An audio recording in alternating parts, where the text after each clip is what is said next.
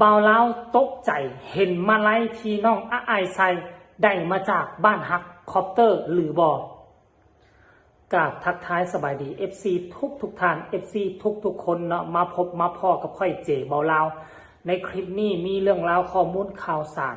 มาจากฝากฟังของน้องอาอายและก็น้องคอปเตอร์ที่ไปร่วมงานวันไหลคอนเสิร์ตในค่ำคืนที่ผ่านมาเนาะท่านผู้ชมทักทายสบายดีช่วงแรงเนาะอากาศก็ค่อนข้างว่าดีจังไดมันบ่มีแดดเลยท่านผู้ชมฝนตกวังกี้นี่ฝนตกประมาณเกือบ1 ชั่วโมงเนาะลมเย็นดีโอ้ยตกบ่อยากให้มันเศร้าเลยปัจจุบันนี้เศร้าไปแล้วเจโบแล้วก็จะลงทาคือเก่าแล้วหลังจากจบคลิปนี้ก็น่าจะหากินยาวโลดแหละจะมีเรื่องอย่างเกิดขึ้นอยู่ในแวดวงการก็บ่ได้สนใจเด้อลงไปหากบหาเขียดมาก่อนต้องเอาปากเอาท้องก่อนท่านผู้ชมเพราะว่าการที่เฮ็ดทั้งช่อง YouTube นี่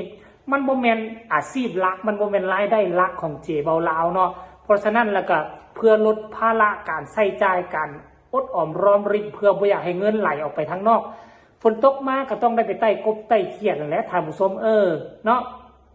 แล้วอยู่ทั้งภาคอีสานของพวกเขาได้เป็นจังไดงานมื้อคืนนี้ทั้งน้องอาอายไปใส่จะได้แสดงอยู่ม่องใดแล้วจะได้เปิดแสดงแท้บอฝนตกบอหรือบ่มีฝนให้ทักทายสบายดีกันเด้อแต่ว่าเห็นคลิปเมื่อกี้การเคลื่อนไหวของน้องอาอายข้างล่าสุดกะกำลังนอนพักแฮมอยู่ม่องใดม่องหนึ่งบ่ท่านผู้ชมเจบ่เรากับบ่ทราบที่แน่ชัดว่าม่องนั้นเป็นม่องใดเนาะเรื่องราวมันเป็นไปเป็นมาคือจังไดมื้อคืนนี้ดังที่พวกเฮาเห็นกันและคือค่อยปลื้มใจอย่างหนึ่งนะที่ค่อยสังเกตเบิ่งคือน้องอาอายเป็นมีความเป็นมาตรฐานสูงหลายสูงจังไดถึงแม้นว่ามื้อวานนี่คอนเสิร์ตมื้อวานนี่เป็นคอนเสิร์ตวันไหลมีทั้งซ่องดูฮีก็ไปหรือว่าทั้งซ่องดูฮีเพิ่นจัดงานวันไหลบ่แล้วก็เชิญทั้งนกพงศกรตั๊กแตนแล้วก็ทั้งน้องอาอายไปหรือบ่ถึงว่าบ่ได้แต่งหน้าค่าตาบ่ได้ใส่สุดเพชรแต่มาตรฐานก็คือมาตรฐานเด็กน้อยอายุ12 ปีก็คิดว่าทีแรกน้องอาอายจะมีความกล้าสามารถเพียงแต่ขึ้นวงตนเองก็คือวงเสียงวิหกแต่ที่ไหนได้ไปขึ้นเวทีอื่นกับเสียงบ่แผ่วสีหน้าท่าทางการอินเตอร์เทรนก็คือบ่ลดพรเลยอยู่เสียงวิหกแนวใดไปขึ้นเวทีอื่นกับแนวนั้นคือน้องบ่มีความเขินอายไหมสรุปแล้วน้องเป็นหมอลำเป็นนักร้องเป็นศิลปินคือเต็มโตแล้วคือบางคนนะเขาเอิ้นว่าห้าวขี้เสืออยู่เวทีของตนเองอยู่วงของตนเองห้าวดองอินเตอร์เทรนคนเก่งเว้าจ่าได้ห้องเพลงคีย์บ่ตกพอไปขึ้นกับเวทีอื่นไปต่างถิ่นไปต่างม่องเสียงสั่นห้องโฮมองให้ห้องเพลงผิดเนื้อผิดคอดไปมีหลายทมเทไปได้แต่ว่าน้องอาอายบอเลยคือมาตรฐานสูงคือมีความเป็นมืออาชีพแล้วสนาทานผู้ชมเนาะมีความเป็นมืออาชีพแล้วอีกเรื่องหนึ่งเกี่ยวกับมาลัยค่อยกับบ่ได้สังเกตมาลัยแต่ละคืนของน้องก็อาจจะได้จากบ้านฮักของน้องแต่พิเศษมือคืนนี่บ่ฮู้ว่าบ้านฮักตัวนี้เป็นบ้านฮักของผู้ใดแต่ผู้เอาไปให้นั่น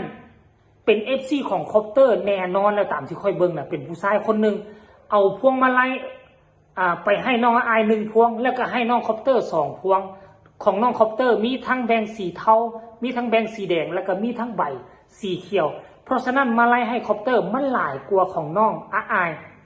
แล้วตามที่เบิ่งนะบ้านฮักของกลุ่มน้องอาอายบ่มีบ้านฮักที่ชื่อว่าดุกดิกหรือว่ามีเจเบาแล้วอาจบ่ฮู้ถ้าผู้ใดเป็น FC น้องอาอายก็สามารถส่งข่าวมาหากันได้เด้อทางผู้ชมเนาะเพื่อว่าเจเบาแล้วจะเอาไปเป็นข้อมูลอันใหม่เพราะที่ผ่านมาบ่ฮู้ว่าบ้านฮักดุกดิกเป็นบ้านฮักของน้องอาอายหรือบ่แต่ว่าบ้านฮักของน้องคอปเตอร์มีบ้านฮักชื่อว่าบ้านฮักดุกดิกอันนี้คือถือว่าเป็นนิมิตหมายที่ดีได้จากที่น้องคอปเตอร์อยู่ทั้ง2 วงแรกวงเก่านะจะค่อนข้างว่ามีปัญหากับผู้นั้นมีปัญหากับผู้นี้คัดแย่งแข่งขันกันระหว่างศิลปินในวงก็มีอิจฉาบังเบียดกันก็มีว่าดูแลคอปเตอร์เกินหน้าเกินตาศิลปินเก่ามาแต่ดนคือโบเป็นห่วงเป็นใยคือโบอัดเพลงให้นั่นนี่ก็มีอิจฉากันได้แต่ว่ามาอยู่กับเสียงวีหกคือมันค้ำจุนนุนทรงกันนะท่านผู้ชมเห็นบ่ล่ะคันท่ากรณีมาแล้วสักอยู่มันนุนกันดวงมันเข้ากันมันก็จะมีแต่เรื่องดีๆเข้ามาคันท่ากรณีว่ามาไล่พวงมือขึ้นนี่เป็นของบ้านฮักของน้องคอปเตอร์แท้มันเป็นนิมิตหมายอันดี การที่น้องคอปเตอร์เข้ามาคือ2เบื้อง2ฝ่ายจะได้ผลประโยชน์บ่แม่นว่าดึงเข้ามาแล้วทั้งวงจะได้ผลประโยชน์อย่างเดียวทั้งน้องคอปเตอร์จะได้ผลประโยชน์อย่างเดียวบ่ต่างฝ่ายต่างมาเพิ่งพาอาศัยกันเจ้าเข้ามาหาวงคือเจ้านำ FC แฟนคลับเข้ามาบ่แม่นน้อยๆเจ้านำเอากระแสความดังเข้ามาแล้วเจ้าก็มันจะเป็นผลดีต่อวงและวงอนุญาตให้เจ้าเข้ามาเจ้าก็จะเป็นผลดีต่อเจ้าเพราะเจ้าจะมีบ้านหลังใหม่ให้อยู่มีบอนที่ประทับมีบอนให้เจ้าทำมาหากินแมนยูว่าขั้นท่าว่าเจ้าดังแต่ถ้าเจ้าบ่มีวงให้มายืนคนอื่นที่จะจ้างเจ้าไปเขาก็บ่อยากจ้างเขาเอิ้นว่าคนที่บ่มีหัวนอนปลายเท้าหรือภาษาลาวว่าคนบ่มีหัวตีนปลายนอน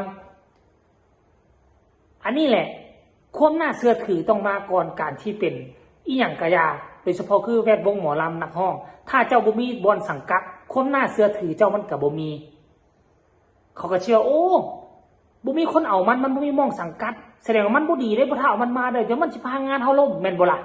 บัดนี้เจ้ามีบอนสังกัดแล้วเจ้ามีเงินอยู่มีบ้านอยู่มีความน่าเชื่อถือแล้วบัดนี้มาสัมผัสว่ามันมอบความเขาเอิ้นว่าความปังบ่แม่นแต่เฉพาะคอปเตอร์ยอมรับว่าคอปเตอร์นี่ขึ้นเวทีทุกครั้งนี้อย่างน้อยๆมีมาลัยแบ่งร้อยอยู่แล้วแต่ละมือนี่น้องหมื่นอยู่แล้วหมื่นขึ้นไปแล้วบ้านนี้สัมผัสว่ามาเอื้อเฟื้อเผื่อเพให้กับน้องอาอายอันแรกเริ่มมีแบ่งให้น้องอาอายก่อนแต่ว่าค่อยเชื่อว่าอนาคตต่อไปนี่ FC คอปเตอร์นอกจากจะหักคอปเตอร์แล้วแบ่งใจให้อาอายแล้วต้องอาจจะแบ่งใจให้หลายๆคนตื่มอันนี้เขาต้องเบิ่งกันยาวๆนะท่านผู้ชมเนาะแต่อันนี้ค่อยบ่มั่นใจได้ค่อยบ่ฟันธงว่ามาไล่ตัวนี้จากบ้านฮักของน้องคอปเตอร์แต่ตามที่ค่อยไปเสิร์ชเบิ่งบ้านฮักดุกดิกมันสิออกคำว่าบ้านฮัก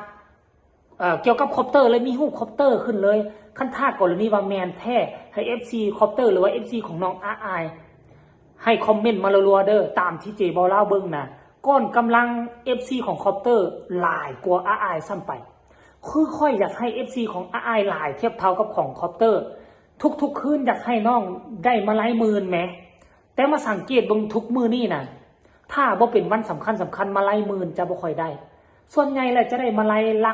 ลักร้อยจะเป็นแบ่งสีเขียวๆเท่านั้นท่านผู้ชมเนาะอันนี้ก็คือทั้งหมดทั้งมวลของคลิปนี้เนาะแต่ค่อยกับบฟันธงว่ามาไล่ตัวนี้มาจากบ้านฮักคอปเตอร์แท้หรือบอหรือเป็นของน้องอ้ายแต่เขียนเซลจากบ้านฮักดุกดิกและคนที่มอบอาจจะเป็น FC ของน้องคอปเตอร์หรือบอถ้าแมนก็ต้องขอแสดงความยินดีนำกับน้องอ้าย